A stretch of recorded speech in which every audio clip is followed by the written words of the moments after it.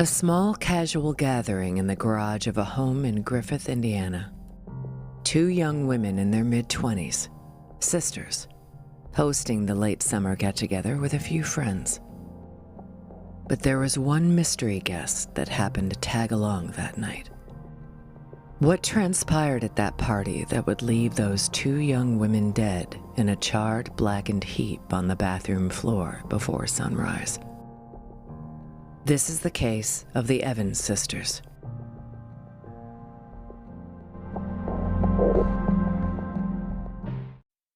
Hey everyone, thanks for joining me for episode 2 of Crime Cave. I'm Christy, and this case is actually a local case for me. While researching this crime, I discovered there's not a whole lot of coverage on this case, which really surprised me. But after talking with local residents about some of the victims in this case and how it really affected this community, I wanted to bring it to light. Be sure to check out Crime Cave Podcast on Instagram, where you'll get some video footage that I took of the actual crime scene. Now, let's get to know the EVANS sisters.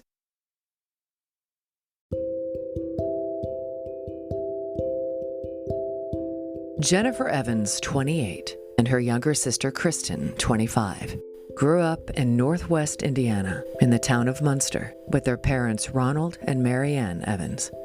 Marianne would say that they did so many wonderful things together as a family. Cruises, camping trips, and the girls were their dad's fishing buddies when they went to Michigan.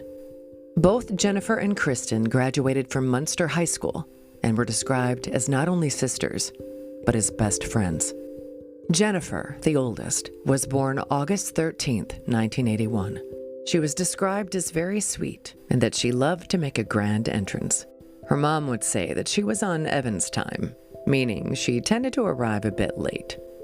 Vocally talented, Jennifer sang in many musicals in high school and went on to play the lead role of Lori in the musical Oklahoma in 1999 at the Munster Theater Center, which is a renowned and very respected theater in the area.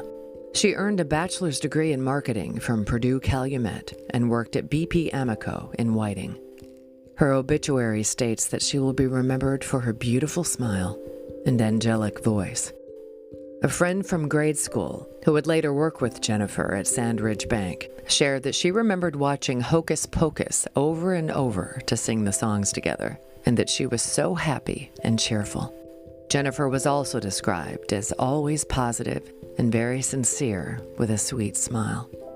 In May of 2009, Jennifer bought her very first home in Griffith, Indiana, and was very proud to have handled the transaction all by herself. She was looking forward to decorating her new home for Halloween and Christmas. Kristen was the younger of the two sisters and was born on June 26, 1984. Her mom referred to her as Spitfire because she was a little ball of energy who was always moving around. Her friends said that she had a very unique giggle and that everyone knew when Kristen would arrive because her giggle and laugh went across the neighborhood. Kristen also performed at the Munster Theater Center and was in the chorus of Oklahoma, Cinderella, Hello Dolly, and Fiddler on the Roof. Kristen loved fashion and had a unique sense of style. Friends said she used to give advice on what accessories to wear.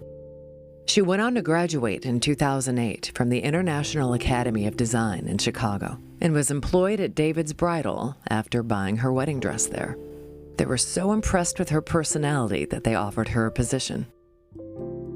Kristen was a newlywed, having married Raymond Kennedy, the love of her life, in May of 2009. Jennifer performed at Kristen's wedding. The sisters were described as a team, as each being a force in their own right. And when they would tell a story, they each would add to it, and that they both loved life. It should also be noted that their father, Ron, was a 32-year veteran of the Munster Fire Department. He then moved into the nursing profession and eventually became the supervisor at Community Hospital's Cardiac Catheterization Department in Munster. Although Ron had been diagnosed with appendix cancer in February of 2008, the family was reportedly battling this together, staying positive, and focusing on new beginnings. Kristen, being a newlywed, and Jennifer being a new homeowner of 616 North Lindbergh Street in Griffith. What the sisters couldn't have known is that that home would actually be the location of the end.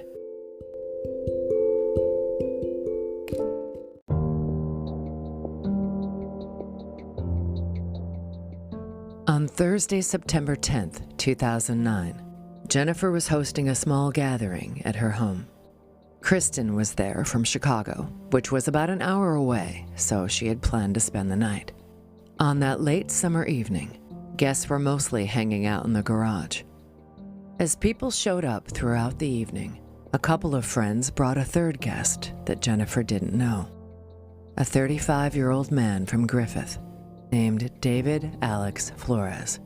What they didn't know was that their extra guest was a twice-convicted rapist who was out on parole for less than 2 months. At some point during the evening, Flores went inside to use the bathroom. While inside, he unlocked a window in a room across from the bathroom, then went back outside to rejoin the festivities.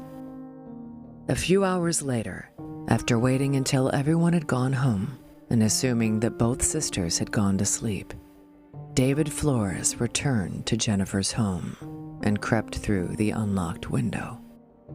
Flores went to Jennifer's room first. He choked her to muffle her screams and then raped her.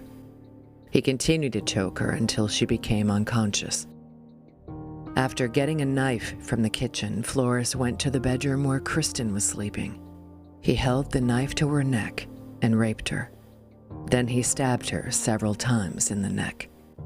Flores then decided to go back to Jennifer's bedroom and stab her in the neck as well. Although they had both been choked unconscious, Flores would later tell police that he stabbed them repeatedly to ensure they were dead.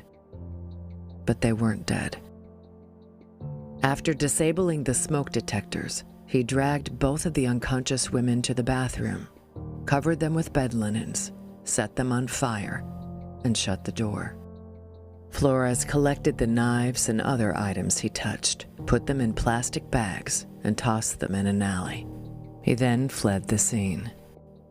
After a day of failed attempts to communicate with his daughters via phone, their father, Ron, went to Jennifer's house. After forcing the bathroom door open, he found the charred, burnt, mutilated bodies of his daughters.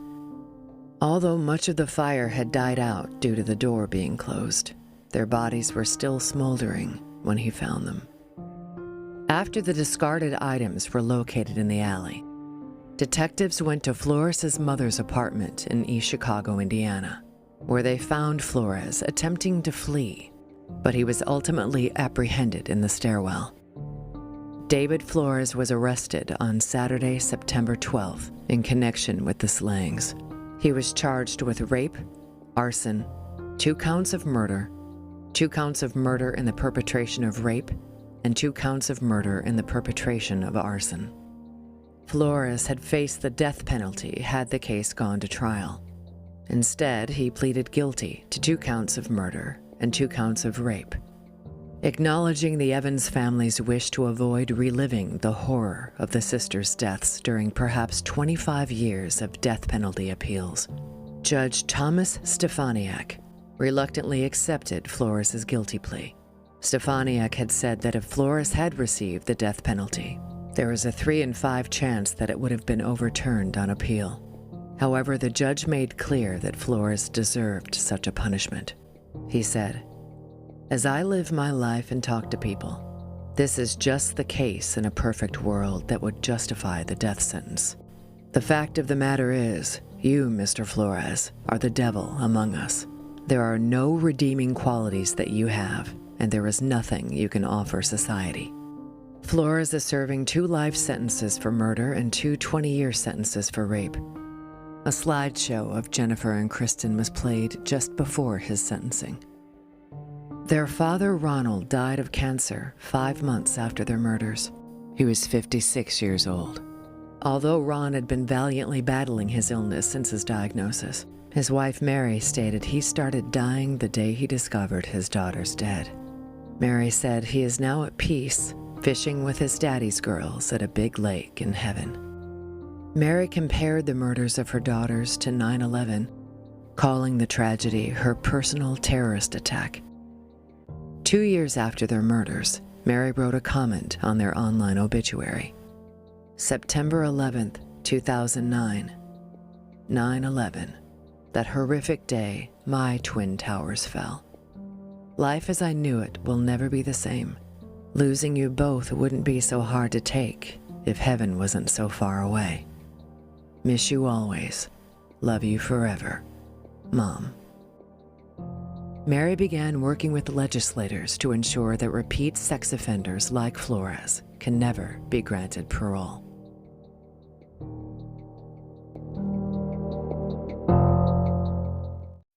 Thanks for joining me. This episode of Crime Cave has been brought to you by Fortress Defense Consultants, providing security consulting for educational institutions, corporate facilities, and houses of worship, as well as pepper spray, situational awareness, and defensive firearms training for police and private citizens. Find Fortress on the web at fortressdefense.com.